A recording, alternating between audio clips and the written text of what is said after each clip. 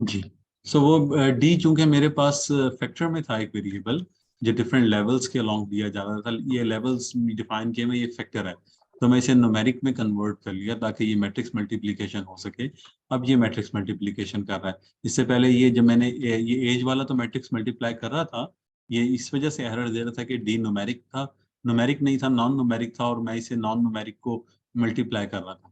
सो मैंने इसको जब न्यूमेरिक किया तो अब ये मेरे पास y हैट आ गया. So now this is the y hat, estimated value of y.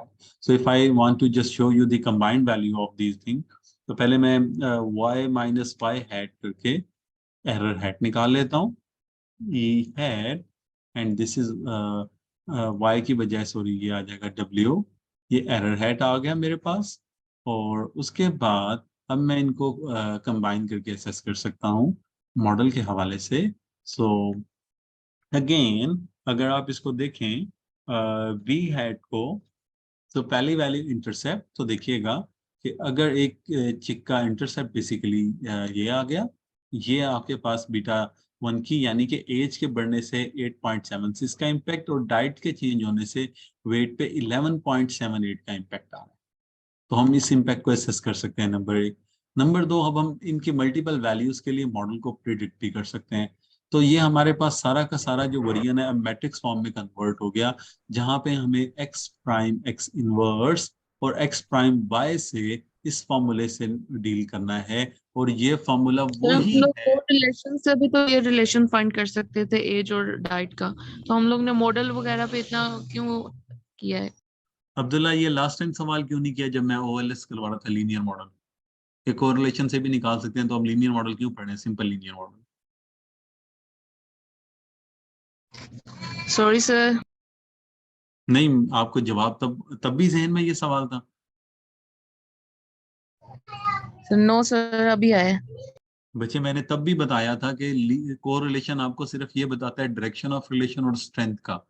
Last time आपने लीनियर मॉडल से देखा था कि हम ये बता रहे थे कि एक्स में यूनिट चेंज करने से वाई में कितना चेंज आएगा, एग्जैक्टली प्रिडिक्ट कर रहे थे, और फिर अननोन वैल्यूज के लिए हम प्रिडिक्शन कर रहे थे. जी सर। ये काम आप इससे नहीं कर सकते कोरिलेशन से. यहाँ पे हमारा मेन पर्पस प्रिडिक्शन है. ये जो हम मॉडल बिल्ड करें, main reason of this model is to predict. For example, अगर मेरे पास एक चिक है जिसकी एज इतनी है और जिसका वेट इतना है, जिसको ये वाली डाइट दी जा रही है, क्या मेरा मॉडल प्रिडिक्ट करके बता सकता है कि उसका एस्टिमेटेड वेट कितना होगा? Yes sir. तो ये प्रिडिक्शन मॉडल है एक्चुअली, कि अगर आप कोई चिक लेके आप उसके वेट को फ्यूचर के लिए प्रिडिक्ट करना चाहें, can you exactly predict that model, और how accurate that prediction is. So हम एक्यूरेसी भी असेस कर सकते हैं, और we can do a good prediction for that model. हम वो सारी की सारी चीजें निकाल सकते यस सर, थैंक यू। हैं. सो अगर इसी सारे काम को मैं बिल्ट इन फंक्शन से करना चाहूँ, सो जैसे कि लास्ट टाइम मैंने बताया था, LM लीनियर मॉडल का फंक्शन यूज होता है. So we have to put our dependent variable W, tilde का साइन, पहला वेरिएबल एज है, दूसरा वेरिएबल आपके पास डाइट है जिसको मैंने डी का है, and you have to run that and you will get the result. अच्छा, वो डाइट के डिफरेंट फैक्टर ले रहा है. अगर मैं इसको एज डॉट न्यूमेरिक कर दूं डाइट को, ताकि वो मल्टीपल फैक्टर ना ले और हमें exact value they. Now this is the result जो अभी हमने निकाले थे OLS से. 1.5, 8.7, 11.77. ये देखें एग्जैक्टली वही रिजल्ट आ गए. तो एक्चुअली बैक एंड पे वही एल्गोरिदम यूज हो रहा है जो हमने यूज किया, that is the ex prime x inverse और एक्स प्राइम वाई. सो आप लीनियर मॉडल यहाँ से भी फिट कर सकते हैं. And if I set it rig, मैं इसको रिग्रेशन का नाम, रिग का नाम दे दूं, then again summary of reg, and I can get the result जो मैंने लास्ट टाइम निकाले थे आ गए मेरे पास. ये रिजल्ट्स आ गए, और मैं प्रोसेस कर सकता हूँ कि ये मेरे पास यहाँ पे इसका इम्पैक्ट कितना है, इसका इम्पैक्ट कितना है, और इसका इम्पैक्ट कितना है. सो डाइट में अगर 1 यूनिट का इजाफा हो रहा है, यानी कि डाइट 1 से अगर डाइट 2 हो जाए, तो वेट पे कितना फर्क पड़ रहा है, 11.77. और डाइट 2 से डाइट 3 हो जाए तो 11.77 और बढ़ जाएगा. तो जितनी भी डाइट इंक्रीज करती जाएगी, वेट उतना बढ़ता जा रहा है. और इसी तरह एज भी 1 यूनिट एग्जिस्ट करने से 8.76 का इजाफा हो रहा है.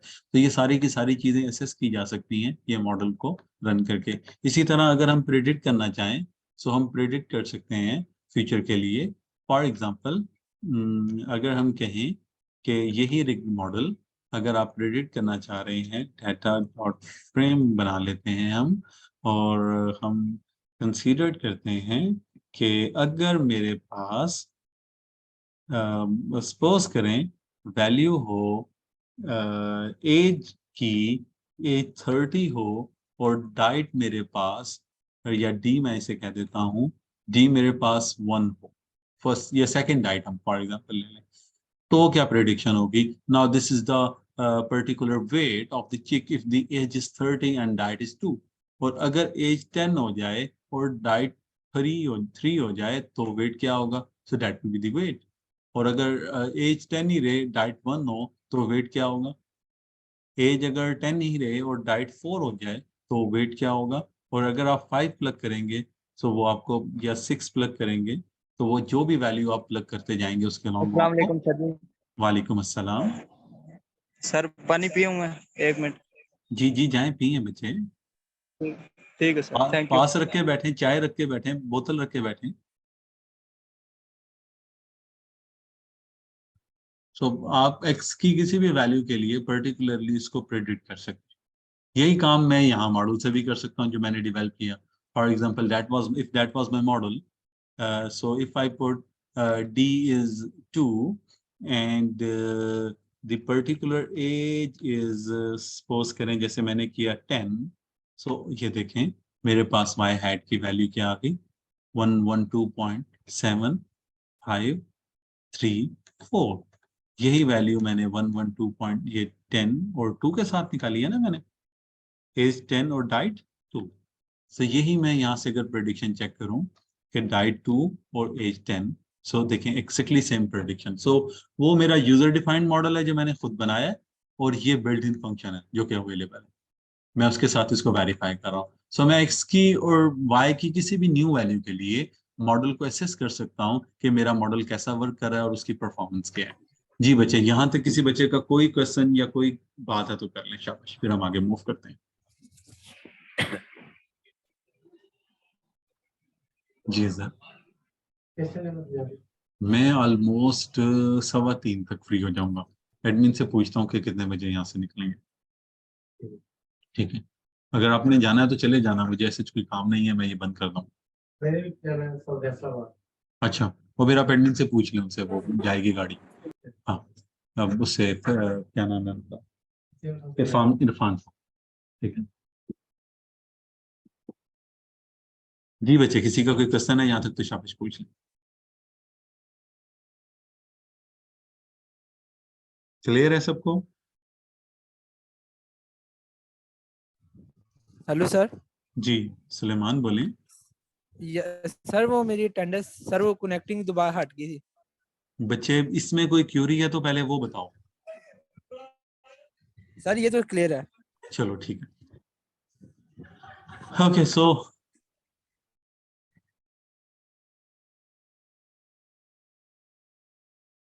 नेक्स्ट जो है दैट इज जो हमारे पास वो हमारे पास जो आता है वो असेसमेंट ऑफ द मॉडल आती है कि अगर आपने एक मॉडल बना लिया, सो आप उसको कैसे असेस करेंगे कि whether that is a good model और नॉट, क्या वो गुड मॉडल भी है या नहीं। यहाँ पे हमारे पास दो चीजें या दो आमतौर पे वर्ड यूज होते हैं, ओवरफिटेड एंड अंडरफिट। अंडरफिटेड और ओवरफिटेड मॉडल। अंडरफिटेड मॉडल क्या है? एक ऐसा मॉडल जो कि हमें एक्यूरेसी जो है दे रहा हो फॉर एग्जांपल लेस देन 50%, और सिग्निफिकेंस भी ना हो उसकी, हम उसे असेस नहीं कर सकते how good that model is, वो इतनी अच्छी प्रेडिक्शन भी नहीं दे रहा। मॉडल की गुडनेस को हम कैसे मेजर कर सकते हैं कि हमारा मॉडल की गुडनेस कैसे है? तो पहली मेजरमेंट जो हम मॉडल की गुडनेस के लिए यूज करते हैं, that is capital R square, that is called coefficient of determination.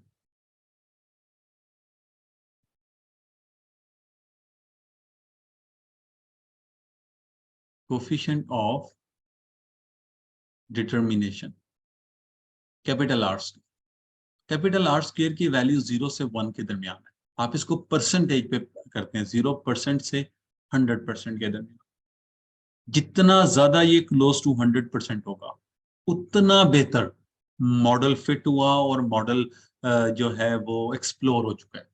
और जितना ये क्लोजेस्ट 0% के होगा उतना कम मॉडल अच्छा है और उतना कम मॉडल अच्छा एक्सप्लोर हुआ। सो हम आर स्क्वायर से इनिशियल लेवल पे लीनियर रिग्रेशन मॉडल को एसेस कर सकते हैं कि how good our model is. It is just like an, जैसे आपने पोस्टमार्टम का वर्ड सुना होगा। Why we do postmortem? हम एसेस कर रहे होते हैं कि व्हाट इज द रीजन, क्या क्या क्या रीजन हो सकती है डेथ की, ताकि हम उसे फ्यूचर में इम्प्रूव कर सकें। उन जो भी प्रॉब्लम्स आई है, जो भी रीजन है, उससे हम डिसीजन मेकिंग करें और फ्यूचर में अगर उस तरह का केस आए तो हम उसके लिए बेहतर कर सकें। सो डाटा एनालिसिस करने के बाद हम एसेस कर रहे होते हैं, या कोई मॉडल फिट करने के बाद हम एसेस कर रहे होते हैं कि वो कितना अच्छा फिट हुआ या वो कितना अच्छा वर्क कर रहा है। हम इसे हम बाज़ औक़ात पोस्टमार्टम एनालिसिस भी कहते हैं, या post model analysis, post model identification भी कहते हैं, कि हम मॉडल फिट करने के बाद एसेस कर रहे हैं कि हमारा मॉडल कितना अच्छा हुआ या कितना अच्छा फिट नहीं हुआ। हम ये सारा का सारा काम जी यहाँ पे कर सकते हैं, ठीक है। So for example if this is the R square, हम आर स्क्वायर से ओवरऑल मॉडल की असेसमेंट कर सकते हैं कि हमारा मॉडल कितना अच्छा है या नहीं है।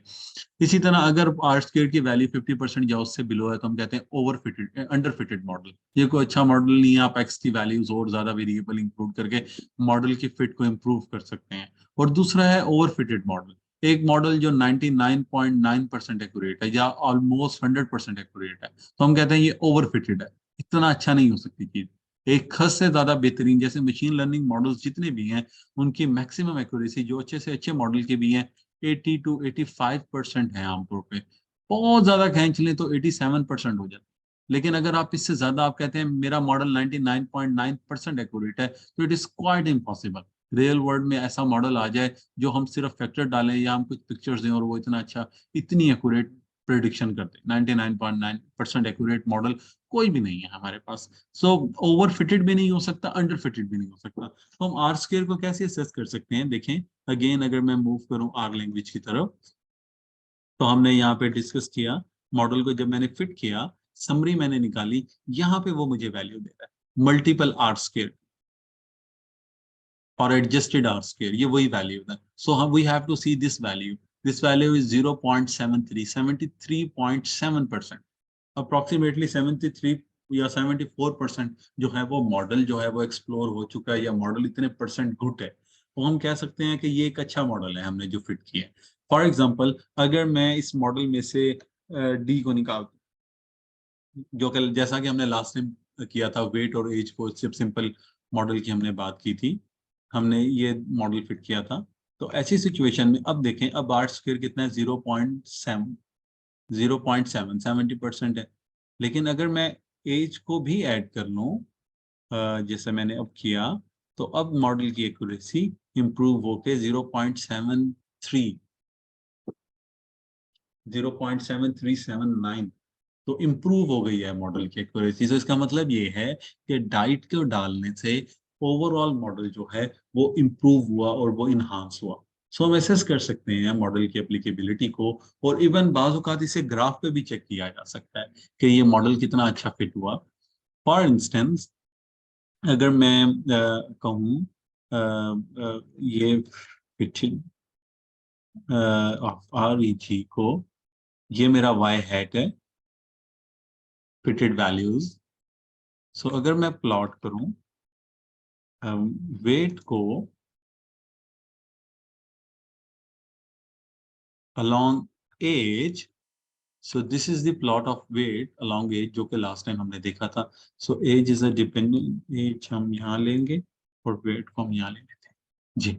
ये लास्ट टाइम हमने फिट किया था मॉडल, अगर आपको याद हो हमने मॉडल इसके अंदर स्ट्रेट लाइन फिट की थी। वो मॉडल की लाइन कैसे थी जरा देखें अगर आप उसे देखना चाहें। सो मैं वो आपको फिट करके दिखाता हूँ। सो मैं ये सारा कॉपी करता हूँ, इसको मैं यहाँ लेके आता हूँ, इसको REG1 कहता हूँ।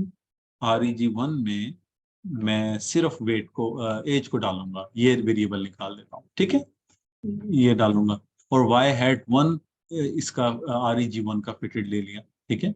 सो अगर मैं साथ लाइन ऐड कर दूं जिसमें fitted y hat age और y hat 1. सो ये देखें, this black line is my fitted line, जो कि मैंने फिट किया है, जो एक्सपेक्टेड वैल्यू ऑफ y, जिसकी वो इक्वेशन मैंने लास्ट टाइम शो की थी. मैं इसका कलर भी चेंज करना चाहूँ, सो कलर इक्वल टू, मैं इसे रेड कर देता हूँ.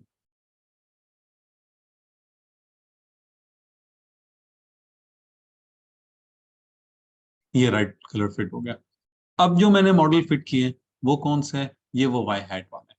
मैं एक और लाइन ऐड कर देता हूँ सिंपल वाई हैट के नाम से, और इसको कलर हम दे देते हैं ब्लू का.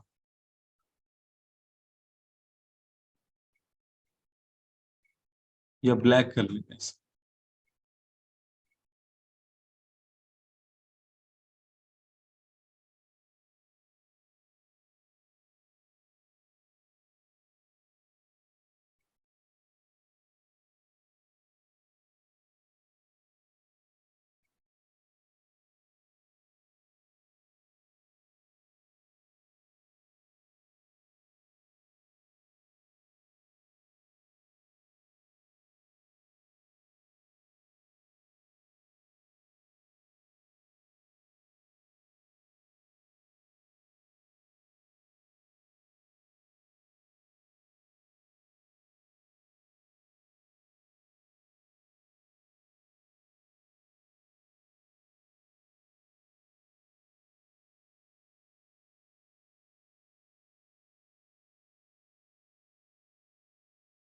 क्या वो डी को ज्यादा ले रहा है? एक मिनट, अभी ये ठीक होगा.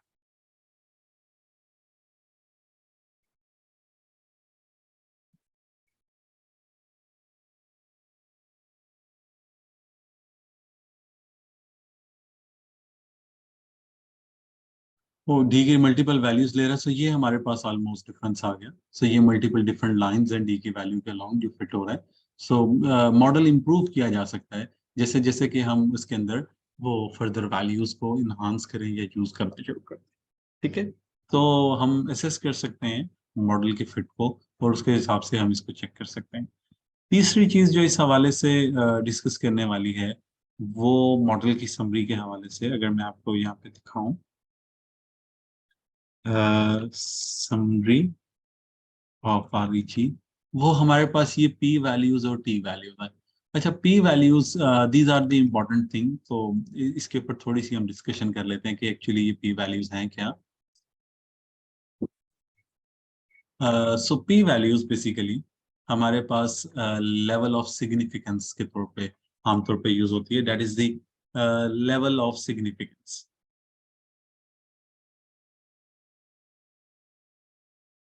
जिसे हम मार्जिन ऑफ एरर भी आमतौर पे कहते हैं. फॉर एग्जांपल, मैं इस पे हमेशा कमेंट करता हूँ कि अगर आपने एक लॉट मंगवाई लैपटॉप्स की और आप उसको परचेज करना चाहते हैं, तो सबसे पहले आप क्या करेंगे? एक सैंपल लेके चेक करेंगे कि ये जो इसमें जो लैपटॉप हैं उसमें एरर कितना है. फॉर एग्जांपल, अगर आपने 100 चेक किए और 100 में से 5 खराब निकले, सो आप कह सकते हैं पूरी लॉट में 5% खराब है. तो 5% is the estimated margin of error for that lot. अब आप देखेंगे कि आपका मार्जिन ऑफ एरर, क्या आप 5% का एरर बेयर कर सकते हैं या नहीं. अगर आप कर सकते हैं तो आप लॉट परचेज कर लेंगे. लेकिन अगर आप 2% से ऊपर मार्जिन नहीं बेयर कर सकते, तो आप इस लॉट को रिजेक्ट कर देंगे, इसे एक्सेप्ट नहीं करेंगे. सो हम लेवल ऑफ सिग्निफिकेंस को असेस कर रहे होते हैं. तो यहाँ पे हम पी वैल्यू के साथ असेस करते हैं.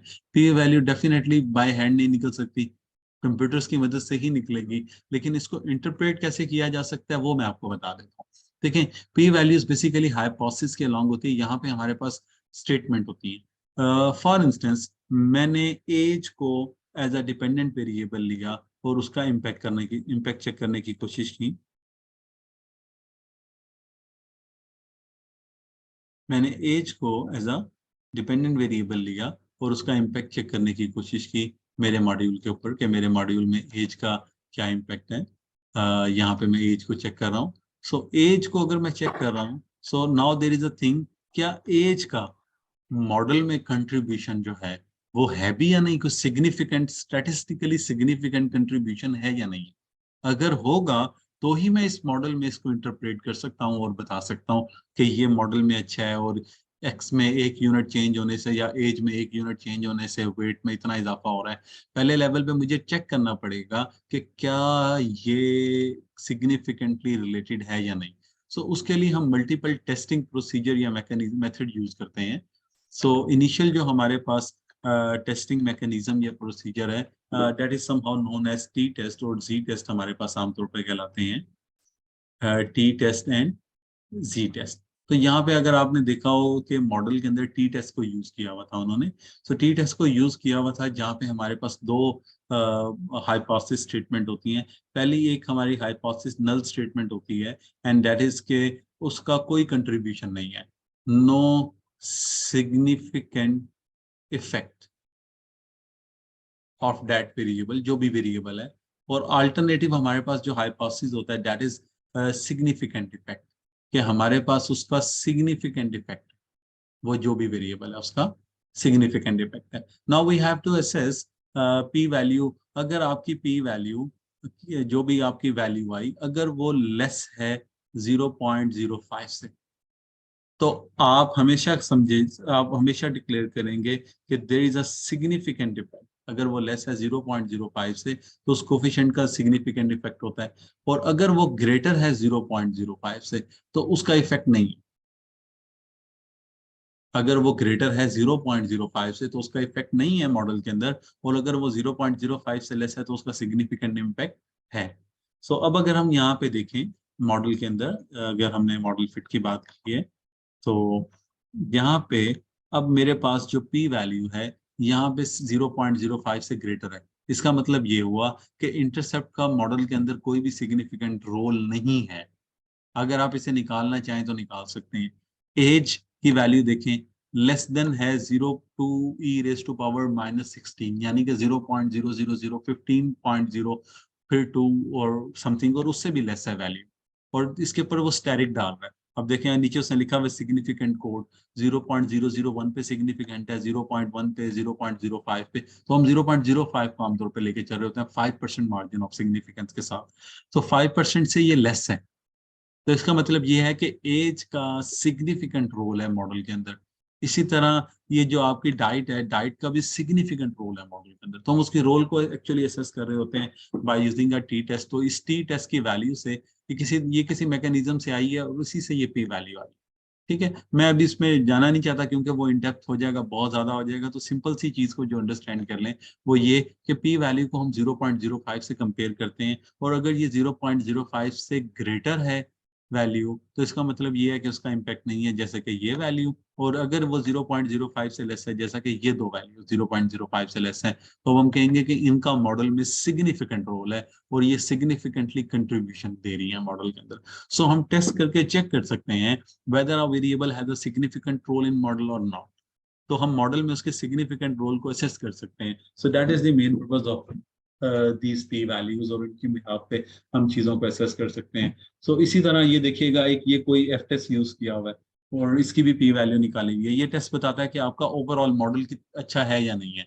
तो अगर पी वैल्यू 0.05 से बड़ी होगी तो अच्छा नहीं है, और अगर कम होगी तो अच्छा है। सो डेफिनेटली यहाँ पे हमारे पास 0.05 से लेस है, e2.2 e⁻⁻16, यानी कि 0.00015 टाइम 0 और फिर तो वैल्यू है, तो इसका मतलब है 0.05 से ये वैल्यू लेस है। तो इसका मतलब ये है कि ओवरऑल मॉडल जो है वो हमारा अच्छा है।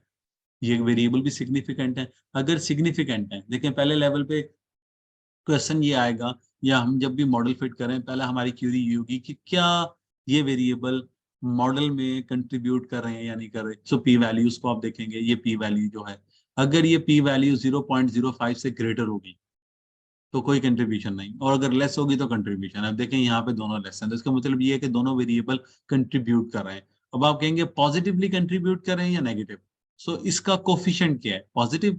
इसका कोफिशिएंट क्या है, पॉजिटिव। इसका मतलब है ये दोनों पॉजिटिवली कंट्रीब्यूट कर रहे हैं। फिर हम कहेंगे कि अगर एज का चेंज आए तो एज में चेंज होने से क्या फर्क पड़ेगा। तो हम कहेंगे एज में अगर 1 यूनिट चेंज आए तो डिपेंडेंट वेरिएबल यानी कि वेट में 8.76 वेट बढ़ जाएगा, जबकि डाइट चेंज होने से, डाइट अगर 1 यूनिट चेंज हो रही है तो 11.77 का इफेक्ट आएगा। तो हम इस तरह स्टेप बाय स्टेप इसको एक्सप्लोर कर सकते हैं। लेकिन अगर ये 0.05 से ग्रेटर होता, for example if that is 0.62, तो इसका मतलब ये है कि इसका कंट्रीब्यूशन नहीं है। अगर कंट्रीब्यूशन नहीं है तो फिर क्या ये पॉजिटिव है या नेगेटिव है, फिर ये बात ही खत्म हो जाएगी कि उसका क्या इफेक्ट है, कितना है या कितना नहीं है, अगर उसका इनिशियल लेवल पे पी वैल्यू ही सिग्निफिकेंट नहीं आती। तो सबसे पहले हमें इनिशियल लेवल पे पी वैल्यू को असेस करना है, whether variable are significantly related और not. If variable are significantly related then we can assess के कितना ज्यादा और कितना कम, और उसकी बिहाफ पे हम फिर फर्दर प्रेडिक्शन दे सकते हैं। यहां तक किसी बच्चे ने कोई क्वेश्चन करना है या कोई क्यूरी है तो वो पूछे। इसके इंटरप्रिटेशन के हवाले से कोई क्यूरी या कोई क्वेश्चन है किसी का भी, या वैसे कोई क्वेश्चन है किसी बच्चे का तो पूछ सकते हैं।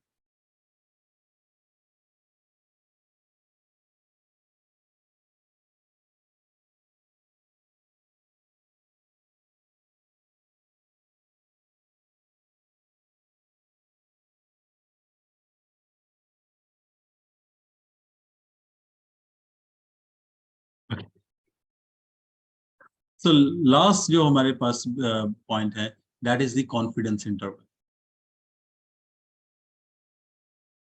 Last topic of this semester, confidence interval, जिसके अंदर प्रोजेक्ट के अंदर दिया हुआ था, so you have to calculate the confidence interval. So देखिएगा, आपने कोई भी पैरामीटर एस्टिमेट किया, फॉर एग्जांपल आपने फाइंड किया मीन, सो आप कहते हैं कि मीन में वेरिएशन हो सकती है, there should be some variation in mean. हम X bar plus minus standard deviation निकालते हैं, फिर किसी लेवल पे हमने X bar plus minus 1 standard deviation निकाला, किसी लेवल पे X bar plus minus 2 standard deviation निकाला, किसी लेवल पे X bar plus minus 3 standard deviation निकाला, और हमने मल्टीपल इंटरवल्स बना के देखा कि वैल्यूज अपने मीन से कितना फॉर अवे, वैल्यूज अपने मीन से कितना दूर है। ठीक है, सो these are called interval, simple interval. Now the word is confidence interval.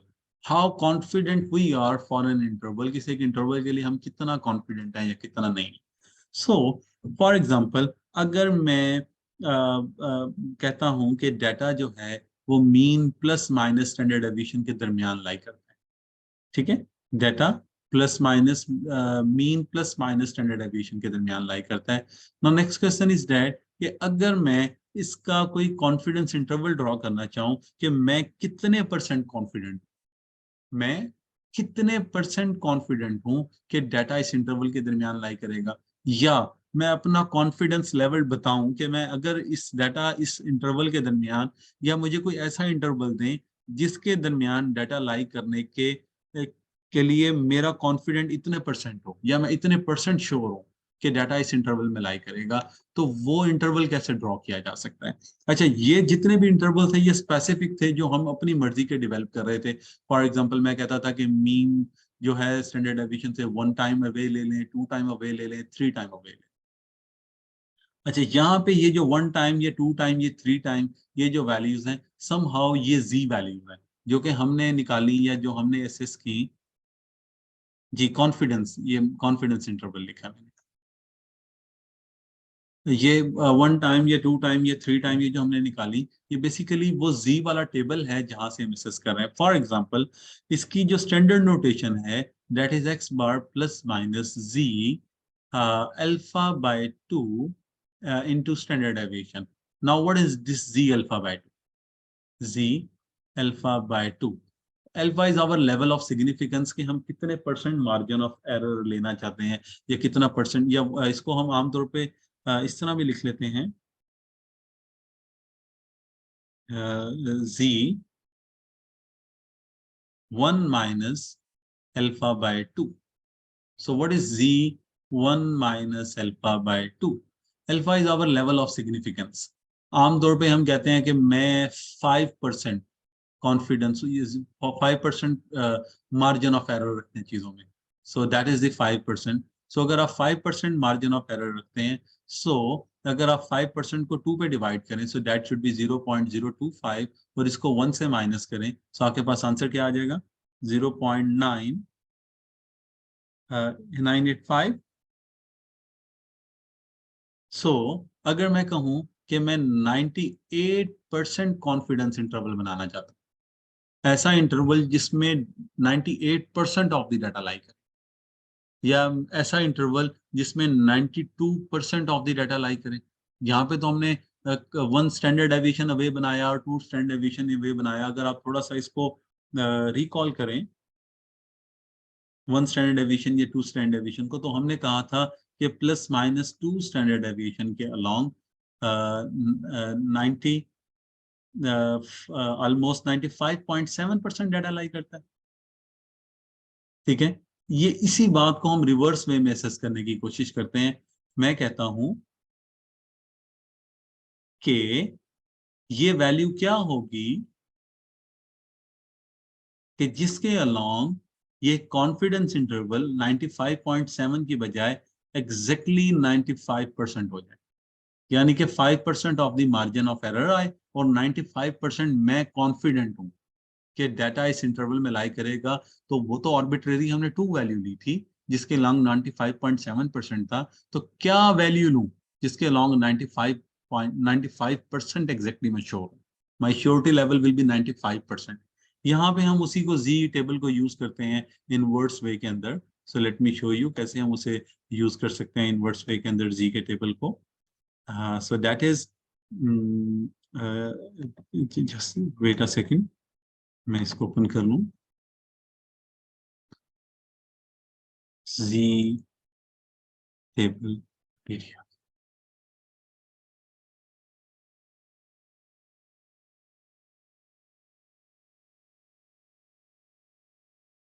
so if we have to show our confidence interval about something, हमें किसी भी चीज के बारे में अपना confidence interval बनाना है तो हम कैसे बना सकते हैं, देखिएगा। so that is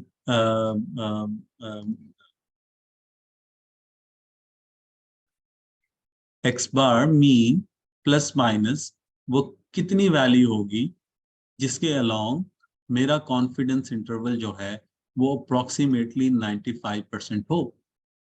सो वो वैल्यू जो है that is the Z value जिसके अलोंग मेरा कॉन्फिडेंस इंटरवल जो है 0.95 हो। अब मुझे टेबल में से ढूंढना है 0.95 के अलोंग जी की वैल्यू क्या है। फॉर एग्जाम्पल 0.95 को अगर मैं यहाँ टेबल में देखूं,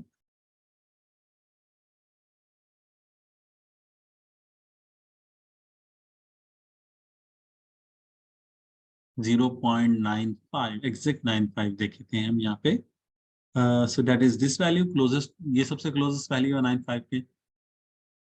सो 1.60 1 2 3 4 5, so that is 1.65। so अगर मैं 1 की बजाय मैंने बनाया था x bar plus minus 2 sigma standard deviation और इसमें मैंने कहा था 95.7% डाटा लाइक करता है। अगर मैं 2 की बजाय x बार प्लस माइनस 1.64 था 65 था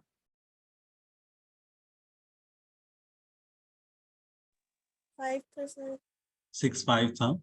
अगर मैं 1.65 स्टैंडर्ड डेविएशन ले लूं तो 65 स्टैंडर्ड डेविएशन अगर मैं इंटरवल ड्रॉ कर लूं, सो ये इंटरवल कहलाएगा 95% कॉन्फिडेंस इंटरवल।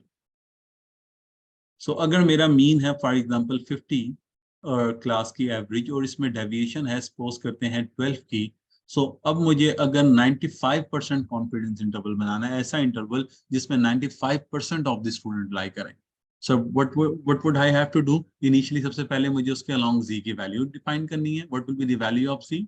ठीक है, सो अगर आप इसको ग्राफिकली अंडरस्टैंड करें वो वैल्यू कैसे आएगी, देखें मुझे वो वैल्यू चाहिए कि जिससे लेस का एरिया कितना हो 0.95 और ग्रेटर का एरिया 0.05। सो अगर पॉजिटिव का तो भी आप निकाल सकते हैं इससे माइनस करके, और अगर नेगेटिव का टेबल है तो 5% के अलोंग निकाल लेंगे, जो भी जी की वैल्यू आएगी वो माइनस में होगी उसको प्लस में सेस कर लेंगे क्योंकि प्लस की साइड का हमें निकालना है। Again you can identify on the similar lines जो कि हमने लास्ट टाइम डिस्कस कर ली। सो अब अगर आप मीन और स्टैंडर्ड डेविएशन ये दो वैल्यूज हैं, सो अगर आपको 95% कॉन्फिडेंस इंटरवल निकालना है तो सिंपली आपको क्या करना है 50 प्लस माइनस, अब आपके पास वैल्यू आ गई 1.65 ऑफ 12। अब 12 को 1.65 से मल्टीप्लाई करें, सो और 50 में ऐड भी कर लें और माइनस भी कर लें, देखें क्या वैल्यू आती है, कैलकुलेट करके मुझे बताएं। सो पहली वैल्यू 50 माइनस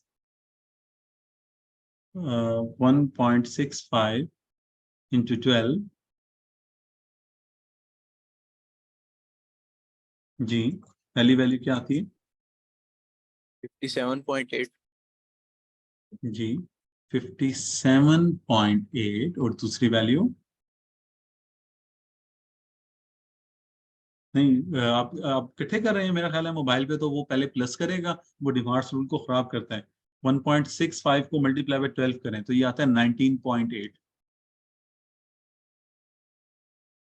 50 में ऐड कर दें 19.8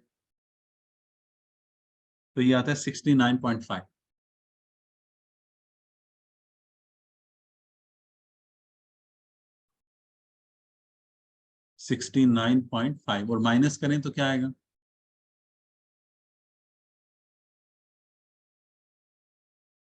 so that is 30.5.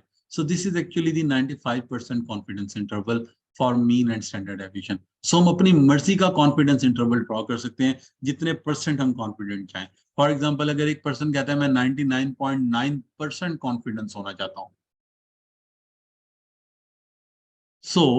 इसको अगर मैं सादा लफ्जों में बताऊं, अगर मैं 99.9% कॉन्फिडेंस होना चाहता हूं कि मेरे मार्क्स इतने आए, तो मिनिमम मुझे कितने नंबर चाहिए, तो उसके अलॉन्ग हम इन चीजों को मेजर कर सकते हैं ये कॉन्फिडेंस इंटरवल के कंसेप्ट के अलॉन्ग। सो अगर मैं 99.9% कॉन्फिडेंस इंटरवल चाहता हूँ, सो मुझे जी की वो वैल्यू निकालनी है जिसके अलॉन्ग एरिया क्या हो 0.999 और उस वैल्यू को अगर मैं यहाँ पे प्लग करूँ इसकी जगह और स्टैंडर्ड डेविएशन में प्लस माइनस करूँ, now I can get that interval, तो मैं वो इंटरवल हासिल कर सकता हूँ। सो इस तरह हम अपना कॉन्फिडेंस इंटरवल निकाल सकते हैं मीन के लिए भी और किसी भी फर्दर एस्टिमेट के लिए। ठीक हो गया। तो अगर इसी चीज को अगर आप रिग्रेशन में देखें, सो यहाँ पे आपके पास ये एस्टिमेट है, ये उसका स्टैंडर्ड डेविएशन या स्टैंडर्ड एरर। सो अगर आप कॉन्फिडेंस इंटरवल निकालना चाहते हैं कि 90% या 95%, तो 95% के अलॉन्ग जी की वैल्यू 1.645 जो भी हमने निकाली थी, तो आपको स्टैंडर्ड एरर या स्टैंडर्ड डेविएशन एक ही बात है हमारे पास ना, बादू का सैंपल स्टैंडर्ड डेविएशन को स्टैंडर्ड एरर भी कहते हैं। तो आप इसको 1.64 से मल्टीप्लाई करें और उसके बाद मीन जो ये एस्टीमेट है ये प्लस माइनस कर लें, तो आप रिग्रेशन के एस्टीमेट का भी स्टैंडर्ड एरर निकाल सकते हैं कि ये एस्टीमेट 95% कॉन्फिडेंट है कि अगर आप इसके अलावा कोई और डाटा लें तो ये यहाँ से यहाँ तक मूव करेगा और इसकी ये जो है वो वेरिएशन होगी। इससे रिलेटेड कुछ क्वेश्चन होंगे वो मैं कोशिश